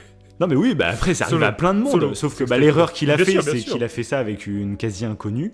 Et ce qui s'est passé, c'est que direct après, en fait, ça a coupé la conversation. Et puis, il a reçu des messages de menaces lui disant écoute, j'ai tous tes contacts Facebook, etc. Regarde la vidéo que j'ai de toi en train de faire, je sais pas quoi. J'ai pas vu les vidéos en vrai, hein. Je disais ça pour rire bien sûr, mais on peut imaginer ce qu'il était en train de faire et il disait voilà, tu me files 1000 balles, sinon je diffuse ça à tous tes contacts Facebook. Voilà. Et moi je sais que quand il nous en avait parlé, il était terrifié. Et le seul conseil nous qu'on lui avait donné à l'époque, c'était en fait réponds pas, fais le mort. Et on s'est dit il faut espérer que ce mec-là, ces arnaqueurs-là, en fait ils font ça à 100 personnes en même temps, tu vois, ils sont pas en train de se concentrer sur un mec en même temps. Donc si tu réponds pas, c'est ça. Si tu réponds pas, en fait, les mecs vont passer à quelqu'un d'autre. Enfin, il va pas, voilà. Mais ça. Il s'en était rendu compte en plus, hein, parce que c'était une vidéo préenregistrée qu'il avait vue. En fait, la vidéo qu'il voyait. La webcam, c'est ça. En fait, il parlait par chat à l'écrit avec un mec, hein, je pense. Enfin, on sait même pas si c'était une femme aussi, j'en sais rien, tu vois. Mais du coup, la vidéo de la webcam de la femme avec qui il pensait parler était fausse. Et du coup, voilà. Et il s'en est rendu compte, mais je crois après coup, en fait. Peut-être sur le coup, il a. Mais c'était trop tard. C'est ça. Non, mais c'est ça. Et du coup, il a rien répondu. Non, il s'est rien passé derrière. Mais d'un côté, il a eu de la chance parce que ça aurait pu être un mec qui était beaucoup plus sur ses crocs. Et enfin, t'imagines tous tes contacts Facebook. Enfin, c'est ses parents, c'est sa famille. Enfin, je sais pas s'il y a ses grands-mères. J'en sais rien, tu vois. Mais quelle horreur. C'est sûr. Mais bon, voilà. Si ça vous arrive un jour, en tout cas, le premier réflexe à faire, c'est surtout ne répondez pas. Faites le mort instantanément. C'est le meilleur truc. Oui, et puis, en plus, si tu commences à donner de l'argent, après, après ils savent que tu peux en donner, et du coup, après, c'est un enchaînement. Enfin, voilà. Quoi. C'est pas, tu vas, voilà. Et là, c'est ce qui se. D'une certaine manière, c'est ce qui se passe dans l'épisode, mais c'est pas. C'est pas du tout de l'argent qui réclament les hackers. Tu comprends pas trop. Oui, c'est ça. C'est des livraisons, des produits, et tu te rends compte après qu'il y en a d'autres qui participent à ce délire. Donc il y en a d'autres qui se sont fait hacker, mais tu sais pas ce qui se passe. Et je me rappelais, moi, la première fois que je l'avais vu, je pensais qu'ils allaient livrer un truc dangereux, genre c'était une organisation criminelle qui utilisait des gens innocents pour... mais c'est ça qui est fort. C'est ça qui est fort dans cet épisode. Tu te demandes qu'est-ce qui se passe. Ça va. Tu te demandes où ça va, tu sais pas ce qui se passe, et puis même tout le long de l'épisode, en fait, au début tu comprends que le petit est apeuré par ce qui se passe et tout, sauf que petit à petit il lui demande de faire des vraies dingueries, il va carrément aller braquer une banque. Et là en fait, tu te dis mais merde, là t'as de la peine pour lui, parce que tu te dis merde, c'est un gamin, tu vas pas braquer une banque parce qu'il y a une vidéo de toi en train de te masturber, là tu vois, ça va trop loin en fait, et du coup tu prends peine. Parce que, oui. Ah oui, je trouve que l'acteur, fantastique. Il est véritablement touchant parce que dès le départ, moi, quand il pleure suite au fait qu'on l'a filmé, en fait, il m'a touché. Oui, mais t'imagines, à cet âge-là en plus. J'avais trop de peine pour lui. Ah ouais, à cet âge-là, ça me faisait tellement chier. Il y a des trucs comme ça où les jeunes se suicident, juste avec des sextapes qui fuitent, etc. C'est terrible à cet âge-là. C'est ta vie entière qui bascule, quoi. Et tu sens le malaise, tu sens qu'il est... Enfin, je trouve qu'il le joue terriblement bien. C'est très bien joué. Même c'est très bien scénarisé déjà, mais c'est très bien joué. Parce que t'as de la peine pour lui, et puis plus ça va loin, plus t'es en train de te dire, en fait, lâche, c'est pas grave. Enfin, va pas braquer une banque pour ça, en fait. Quoi. Il se pisse dessus et tout, en plus, quand il est dans les braquets et tout. Le mec, il est au bout du rouleau, tu te dis, mais. C'est ça. En plus, tu peux le comparer parce qu'à côté, tu sais, il y a le mec avec lui. En plus, c'est un acteur, je sais plus dans quoi je l'ai vu, mais je l'avais déjà vu quelque part, cet acteur. Oui. Je sais plus où, mais je sais que je le connaissais déjà. Et du coup, tu comprends que lui, lui, il peut perdre sa femme, ses enfants, etc. Parce qu'en gros, lui, il va voir des prostituées. Du coup, il sait qu'il peut tout perdre. Et du coup, limite, lui, tu peux réussir à le comprendre. Tu te dis, bon, lui, il a beaucoup à perdre, tu peux comprendre qu'on puisse arriver à aller braquer une banque par chantage, tu vois, limite. Mais lui, cet ado, t'es là, mais non, mais c'est rien, tout le monde se masturbe, c'est pas grave au final. Je sais que c'est un mauvais moment à passer, voilà. C'est un mauvais moment à passer. Tu dis ça, non, mais là, elle va pas braquer une banque trop tard, là, ça va trop loin, en fait, ouais, tant pis. Mais bon, il le fait quand même. Mais c'est ça que cet épisode est taré, c'est là, de fou. C'est là la nuance qui change tout. Mais là, moi, de le revoir, cet épisode. Point de vue. Mais oui, mais de le revoir, alors que je savais, du coup. Je savais que la première fois que je l'avais vu, cet épisode, quand à la révélation finale, ça m'avait fait vriller le cerveau, mais je me demandais, en le revoyant, qu'est-ce que j'allais ressentir pendant l'épisode. Et bah si, en fait, j'arrive à ressentir de l'empathie pour lui et tout. Et la révélation finale, même si je le savais, du coup, et bah ça m'a fait la même chose, je crois, que le premier visionnage. Je trouve tellement intense la fin. C'est terrible. Ouais, exactement. Donc annonce, c'est quoi cette résolution finale pour ceux qui ne savent pas? Alors pourquoi il était prêt à braquer une banque? Pourquoi il était prêt à faire autant de choses? C'est que les vidéos sur lesquelles il s'est masturbé, c'était des vidéos pédopornographiques. Et là, tu sais que c'est... Enfin, tu t'apprends que c'est un pédophile. C'est ça. Et là, tu fais « Ah ouais, là, ça change tout. » Là, du coup, t'as plus d'empathie. D'un coup... Ouais, mais c'est fou. C'est fou ce qui se passe dans ton cerveau. Ton cerveau se tourne. Ah ouais, t'as un switch, en fait. En fait, c'est pas mon épisode préféré de Black Mirror, mais je pense que c'est le plus puissant que j'ai vu de Black Mirror. Émotionnellement, ouais, le retournement de situation, il est... Mais parce que, encore une fois, je le vois pas venir en plus, tu le vois tellement pas venir. Ouais. Et c'est tellement horrible, parce que les pédophiles, je pense que c'est le pire truc. C'est le pire crime. Non, mais pour moi, c'est le pire crime. Un pédophile, c'est... En plus, la fin, elle est hardcore. C'est une bagarre entre deux pédophiles. C'est ça. Ils doivent s'entretuer. Ça part en arène. Et puis après, quand en fait, tu te rends compte que les hackers, ils te font courir, mais à la fin, en fait, ils te balancent dans tous les cas. En fait, c'est horrible quand il y a sa mère qui l'appelle. Mais qu'est-ce que t'as fait? C'est horrible. Avec les flics qui arrivent et tout. C'est ça, les flics qui arrivent. Mais tu sais même pas, moi à ce moment-là, je me dis non, c'est un pédophile, donc bien fait. Mais en même temps, t'arrives à comprendre à quel point ça doit être horrible pour lui. Enfin, c'est terrible. La fin de cet épisode est folle. Et puis un truc que j'ai kiffé, c'est que pendant tout le long, en fait, si il faisait ça qu'à des pédophiles, et bah tu te serais dit, en fait, limite bien fait pour tous ces pédophiles. Sauf qu'en fait, c'est largement plus nuancé que ça. C'est qu'il y en a un, par exemple, le mec avec qui il était, le vieux, il était pas pédophile. Il trompait sa femme avec des prostituées. Donc, et pour lui, j'avais de la peine pour lui. Pour lui, là, tu dis, là, par contre, c'est pas mérité. Il va balancer. Enfin, déjà, ils lui font faire des délits. Puis en plus, il balance à la fin à sa femme. Limite, là, t'es là, tu te dis. Et du coup, c'est ça que j'ai trouvé cool. C'est que, parce que pareil, il y a un black à un moment. Lui, j'ai pas très bien compris. Le premier qui livre en scooter, là. Après, il revient avec sa famille. J'ai l'impression que. Est-ce qu'il y avait pas un coming out ou je sais pas quoi? Parce que, tu sais, il est avec toute sa famille et il y a toute sa famille autour de lui. J'ai l'impression, est-ce qu'il n'y a pas un délire comme ça, genre ils avaient des vidéos de lui en train de faire des choses avec un autre homme ou je sais pas, c'est ce que j'ai pensé mais je suis même pas sûr.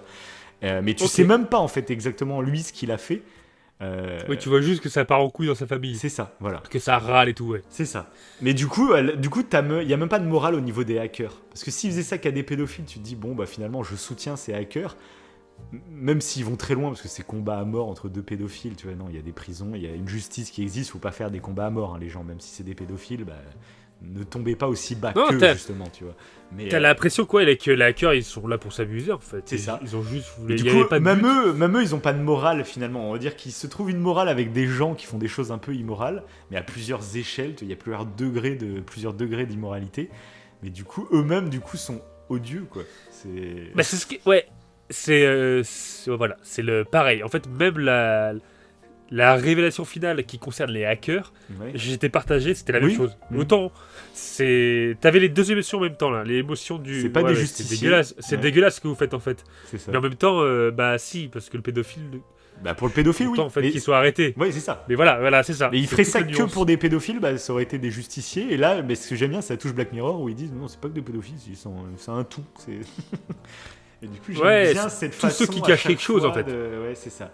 J'aime bien cette façon à chaque fois de pas se placer dans la moralité, juste de te présenter des situations. Et puis, il n'y a pas de justicier, il n'y a pas de bien ou de mal. Enfin, il y a du mal, si pour le coup. Mais voilà.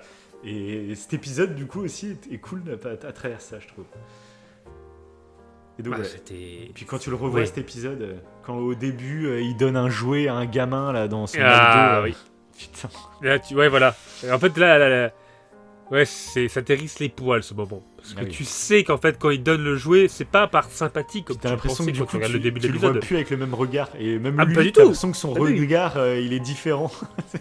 Ah ouais, oui, voilà, exactement, c'est ça. En fait, tu vois plus le gentil garçon qui aide son prochain. Tu vois le pervers qui a des idées derrière la tête quand il donne le jouet, quoi. En fait, il a envie de faire des trucs, mais bien sales. Et du coup, c'est dégueulasse, en fait. En fait, tu le vois, t'as une vision dégueulasse de la chose. Ouais, c'est vrai. Donc c'est puissant. Non, c'est vraiment puissant. Cet épisode, ouais. C'est pour ça que j'en avais pas parlé à l'époque dans l'émission sur la saison 6, parce que je savais qu'on parlerait de cet épisode, donc je voulais pas spoiler à l'avance. Mais c'est pour ça que Black Mirror, c'est vraiment pas que des nouvelles technologies, même si ça a cette image dans l'inconscient collectif. Ouais. Moi, je trouve que y a des épisodes ultra forts qui sont juste d'actualité, en fait, quoi. Avec des technologies présentes, du coup. C'est ça. Parce que t'as toujours une technologie par-ci, par-là, mais comme là... Parce que là, il y a un appel... Là, c'était la King. Et des trucs, voilà, qui existent réellement, pour le coup. Bon, pas de cette manière. Bah, on n'en sait rien, parce qu'il y a... Tu me diras, pourquoi pas. Oui. Ouais, parce que du coup, je vous prépare une émission, justement, sur les réseaux pédos, etc. On en reparlera de tout ça, tu verras, prochainement. Mais très clairement, même des groupes de chasseurs de pédophiles, ça existe. Il y a même un groupe qui fait pas mal de bruit aux USA. Ça, je n'en ai pas parlé de ce sujet. Mais il y a vraiment des chasses à l'homme qui sont organisées aux USA. Je ne sais plus comment il s'appelle, ce groupe, où des mecs qui sont à moitié sur Internet, mais à moitié dans la vraie vie, où ils vont vraiment chasser des pédophiles pour les remettre à la justice, bien sûr, officiellement. Mais voilà. Du coup, ces trucs de chasse aux pédophiles, en plus, ça existe, tu vois. Donc là, pousser avec des pirates internet, ça paraît pas si fou, en fait. Vraiment pas. Après que ça parte en jeu, c'est pas ça. Mais t'imagines que ça pourrait se faire, en fait, c'est pas si fou. Donc, on a tellement l'impression que, il y a des pédophiles qui sont un peu lâchés en liberté. Quand tu vois, j'ai regardé un documentaire il n'y a pas si longtemps, c'est la TV suisse qui a fait un documentaire là-dessus, où une femme en fait se faisait passer pour une enfant sur des applis de rencontres pour adolescents, parce qu'on parle souvent de Tinder, d'adopter un mec ou des trucs comme ça, mais il y a des applis qui sont disponibles sur vos smartphones pour aller voir de rencontres entre adolescents, où c'est le marketing de l'appli, c'est venez rencontrer entre 13 et 25 ans, tu vois. Et sauf que à l'intérieur, la présentatrice de cette émission, elle s'inscrivait.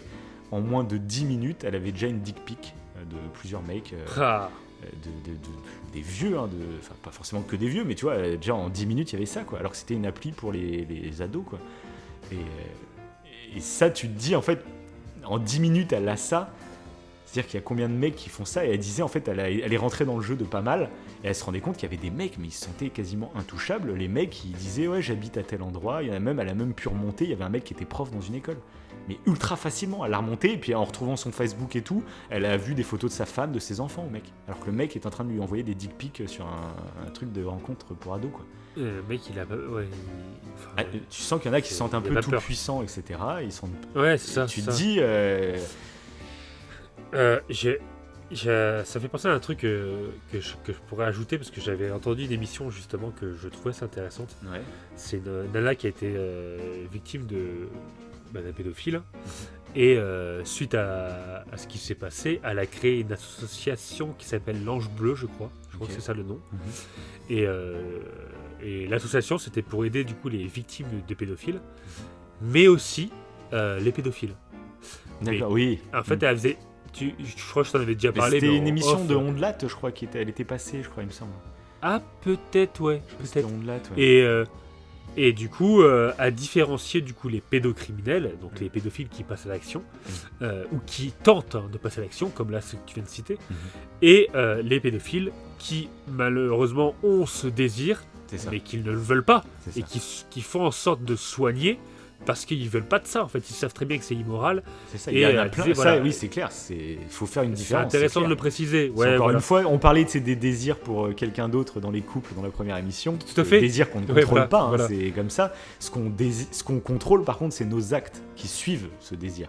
Et du coup, c'est vrai que c'est horrible. Enfin, moi, je me rappelle quand j'avais écouté cette émission d'Ondat, en gros, c'était une femme qui s'était fait abuser par son beau-père dans son enfance.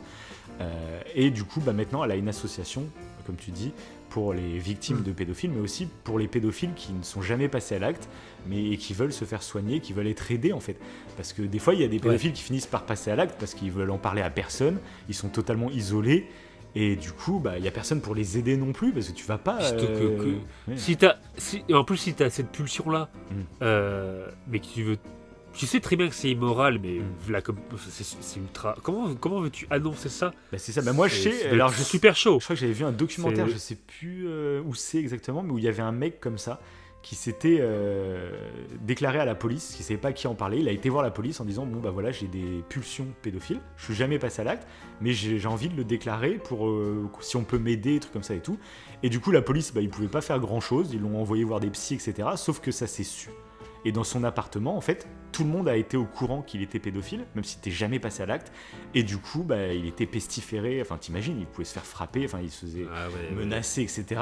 Alors que le mec, à la base, était parti dans une démarche, aidez-moi.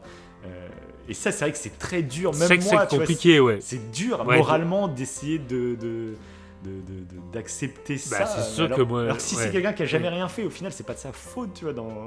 Mais c'est vrai que c'est tellement... Pour moi, je t'ai dit, c'est le pire des crimes.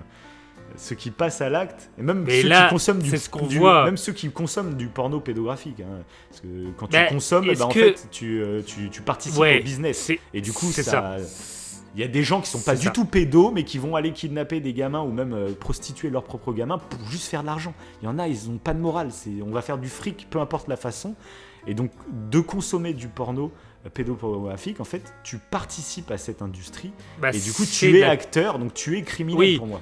C'est de la... Voilà, oui, tout à fait, ce que j'allais te dire. Parce que j'allais revenir à l'épisode en parlant du gamin, certes, il n'a pas agi, mais en regardant un contenu pédopornographique, c'est de la pédocriminalité. Ça rentre dans la pédocriminalité. Ah, bien sûr. Voilà.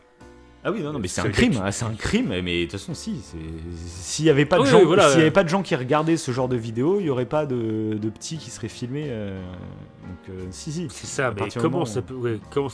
Tu dis comment tu peux avoir ces genres de vidéos qui. Enfin, je sais pas. Ça, pour le coup, c'est un grand débat. C'est un grand débat sur. Il faut savoir aussi démêler le vrai du faux, tout ça, parce qu'il y a beaucoup de fantasmes, et c'est aussi rejoint par beaucoup de théories du complot, tous ces réseaux pédopornographiques, etc. Parce que du coup, les théories du complot, pour que ça tienne, faut te dire, en gros, tu crois pas à ma théorie du complot ? C'est-à-dire que toi, ça te dérange pas la pédophilie ? Tu vois, c'est direct les raccourcis très rapides comme ça.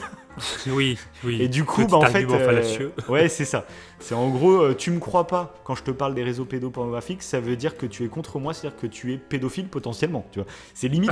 Mais il y a des raccourcis à ce niveau-là. C'est bizarre que tu me soutiennes pas dans ce que je suis en train de dévoiler. Est-ce que tu aurais des trucs à te reprocher ? J'ai un suspect. Oui, c'est ça. Donc c'est pour ça que faut vraiment faire gaffe, parce qu'il y a beaucoup de théories du complot qui gravitent aussi autour de ce sujet. C'est très dur de démêler le vrai du faux. Il y en a qui créent un business autour de tout ça aussi, comme dans tous les domaines. Et du coup, même si moralement, lutter contre les réseaux pédopornographiques, ça paraît normal, faut pas non plus partir dans n'importe quel fantasme, accuser n'importe qui de n'importe quoi. Enfin, c'est toujours pareil, c'est toujours beaucoup plus complexe. Donc c'est un sujet très compliqué. Ce fait divers, tu sais que ça fait des mois que je me renseigne, parce que j'ai envie de parler de ça, mais j'ai pas envie de le faire n'importe comment, donc c'est compliqué, voilà. Et voilà. Oui, surtout que souvent les faits divers, ça attire des commentaires en tout genre. Voilà, c'est ça. Ça de plus en plus de pression, quoi. C'est clair. Et d'ailleurs, il y a un épisode de Desperate Housewives. On en a fait une émission sur justement ça, sur le fait d'accuser quelqu'un à tort de pédophilie, où ça peut amener en fait. C'est assez intéressant. C'est très violent. Mais bon, allez écouter l'épisode. C'est pas l'épisode, c'est pas la série. On parle pas d'une série.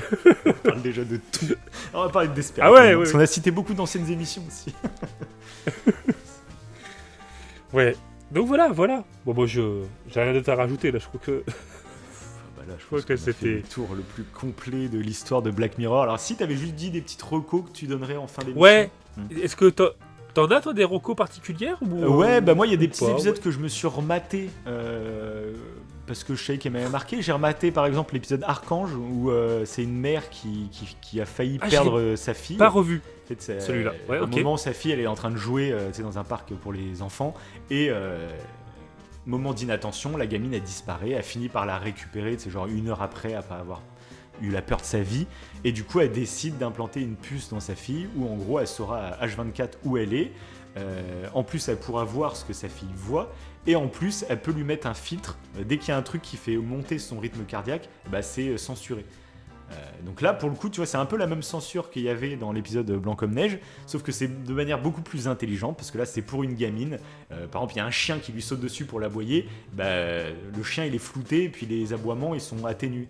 Et du coup, bah, la gamine, elle se rend même pas compte qu'il y a un chien qui a 2 doigts de lui sauter dessus, c'est contre un grillage, tu vois.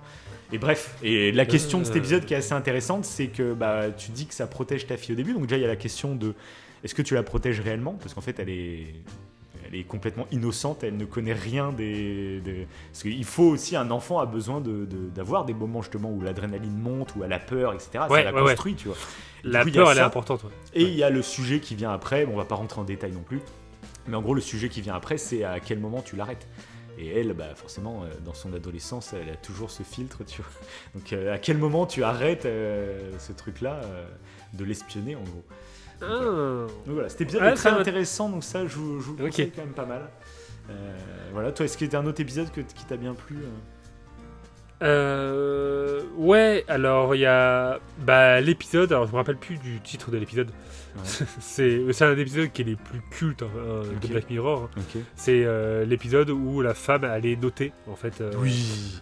C'est l'épisode 1 de la saison 4 ou 3. Parfait. Non, l'épisode 4, je crois. La saison 4, c'est une saison de Netflix, je crois. Voilà, qui est cultissime parce que ça existe d'une certaine manière. Voilà, alors que ça n'existait pas à la sortie de l'épisode. Oui. Ouais, voilà. Ça existe maintenant en Chine. Et j'ai vu en plus une vidéo. En ce moment, il y a Tev ici Japon qui est en Chine. Et du coup, ils font des vidéos. Je sais plus si je l'ai vu. Je crois que je l'ai vu en story. À un moment, en fait, ils traversent un feu rouge. Et en feu rouge, donc eux, comme ils sont étrangers, ils sont pas détectés. Mais tous les passants chinois sont détectés. Et si tu passes au rouge, et bah ça fait baisser des points sur ta note. C'est ouf. Du coup, je sais pas. Mais en fait, c'est que c'est un régime communiste, donc c'est totalement différent de nous aussi.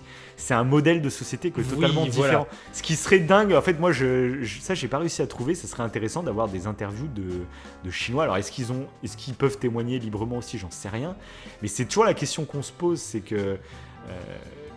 Vu de l'extérieur, t'as l'impression que c'est un manque de liberté, etc. Mais est-ce que, au final, au global, une fois que ça fait partie de tes modes de vie, parce que même nous, on a des restrictions de liberté. Oui, tout à fait. Voilà, on peut pas faire n'importe quoi. Je peux pas rentrer chez mon voisin, lui piquer sa télé et puis me barrer, tu vois. Donc on a aussi des restrictions. Après, ça dépend où tu les places, en fait. Et est-ce que, au final, ce système-là, est-ce que, au global, ce serait intéressant de savoir une étude, est-ce que globalement, ils sont plus heureux que nous ?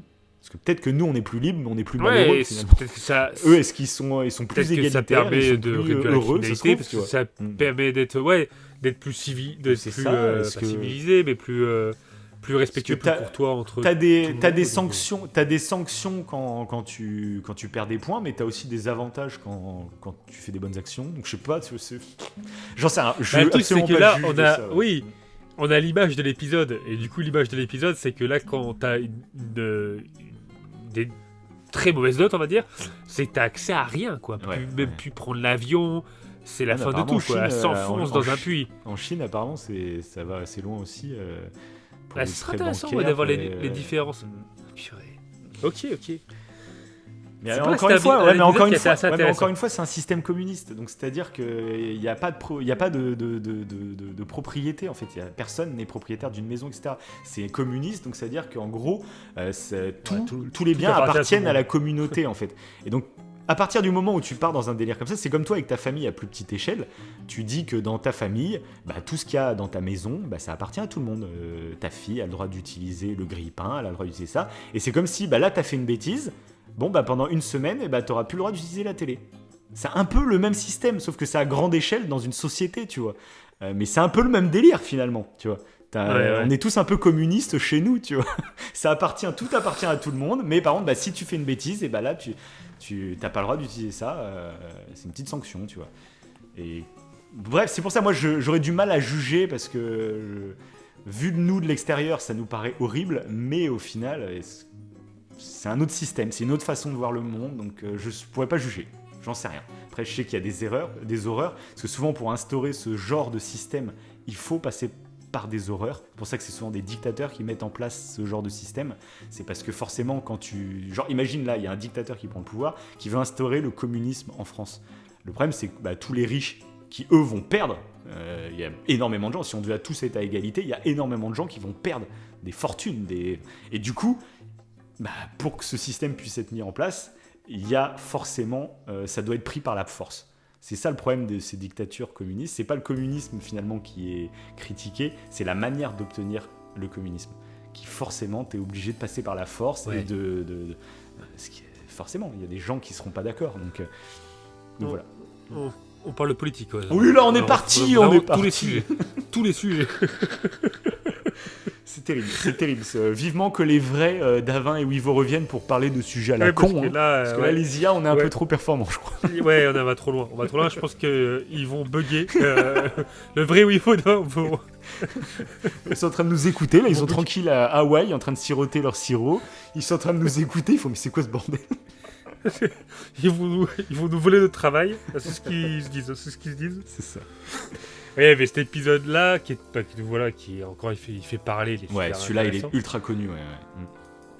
Et il y en avait un autre alors on en avait parlé, alors pas dans l'épisode précédent, mais dans l'épisode encore d'avant. Ouais. Là, on vous fait un été Black Mirror, concrètement. Oui, voilà, comme ça. C'est en rapport avec le temps. Le temps est noir, donc on parle de Black Mirror, voilà, écran noir. C'est ça. Et du coup, j'avais évoqué un épisode qui m'avait marqué, mais pas par la réflexion que ça apporte, comme là tous les épisodes qu'on vient de citer, mais par sa forme. Oui. Et cet épisode, c'est Metal Head, c'est avec les robots tueurs. Ouais. Et j'adore. En noir et blanc. Je l'ai pas revu du coup, faudrait que je me le remette. Il y a un côté, il y a une patte particulière. Et il y a des paroles horrifiques. Il y a des paroles où il est muet. Non, il y a des paroles, ouais. Il y a des paroles, ok, donc j'avais un doute. Il y a des paroles, mais c'était bien noir et blanc, comme tu l'avais dit, et ça crée quelque chose. Il y a... faut que je me le remette. Et en plus, tu parlais d'Amixem, Amixem, il a des... Ouais, là, un genre de chien robot, là. C'est Bobson Industries, ou je sais plus comment il s'appelle, là, où, de toute façon, on les a vus, les vidéos tous sur Internet, où soit ils ont des chiens, là, qui peuvent marcher, etc., ou ils ont aussi des androïdes, où tu les pousses et ils se relèvent tout seuls, les androïdes et tout, quoi. Ouais, voilà.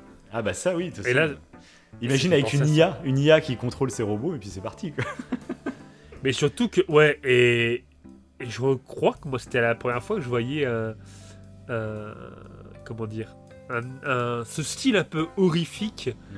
Des fois tu le vois avec des monstres, tu le vois avec des zombies, mais là avec un robot. Terminator quoi. Après mais Terminator est beaucoup plus réaliste quoi, mais c'est un peu le même délire. Ouais. Mais limite Terminator t'as l'impression que ça va trop loin, tu sais, c'est trop. Oui, bien sûr. Là ça paraît très proche. Oui, mais après ça reste un peu le même fantasme. Oui, c'est ça. Mais ça reste ce fameux fantasme. Si un jour l'IA prend le contrôle, est-ce qu'ils vont pas détruire l'humanité ça. Est-ce que le problème de la Terre, c'est pas l'humanité, et si du coup une IA a été programmée pour gouverner du mieux possible, est-ce que la solution principale, ça serait le virus de la Terre, c'est l'homme. Je vais tout décimer. Voilà. Ouais, donc un épisode intéressant. C'est vrai. Après, faut que je me le remette celui-là, du coup. Faut que je me le remette. Mais moi, c'est celui que t'as dit là, qui Archange, je crois que. Ah celui-là, oui, il faudrait que tu te le refasses, qui pose des vraies questions. Donc je te dis pas la fin non plus, de toute façon, on n'en parle pas. Mais voilà. Bon, par contre, je suis désolé, il va falloir qu'on coupe parce que je vois que mon iPad a bientôt plus de batterie et j'ai peur de pas pouvoir enregistrer l'audio si ça coupe, tu vois. De toute façon, on a fini. On avait terminé, ouais. Mais je te le dis parce que l'iPad. Je crois que voilà, l'iPad il a souffert. Là, en plus, la première mission, du coup, pour dire aux auditeurs, j'avais oublié de baisser la luminosité. Et comme nos micros sont branchés sur l'iPad, on peut pas brancher de prise de courant. Donc on est limité finalement. Et donc là, j'arrive moins de 10%. J'ai peur qu'il se coupe d'un coup et que tout l'audio là qu'on vient d'enregistrer n'existe plus. Hein, voilà. Ah voilà. Allez. Donc on arrête. Voilà. Non, ça aurait fait 2 belles émissions Black Mirror. Enfin 3 en tout avec la première. Du coup, c'est beau. Hein. C'est ça. Mais de toute façon, ça faisait, comme on disait, ça faisait 4 ans qu'on voulait la faire, cette émission Black Mirror. On attendait une nouvelle saison. Donc, moi, je suis content qu'on fasse 3 émissions Black Mirror parce que c'est tellement une série qu'il mérite. Voilà. Alors, désolé si ça vous a saoulé pendant 1 mois et demi et que du Black Mirror, mais bon, vous le savez, de toute façon, on fait ce qu'on kiffe.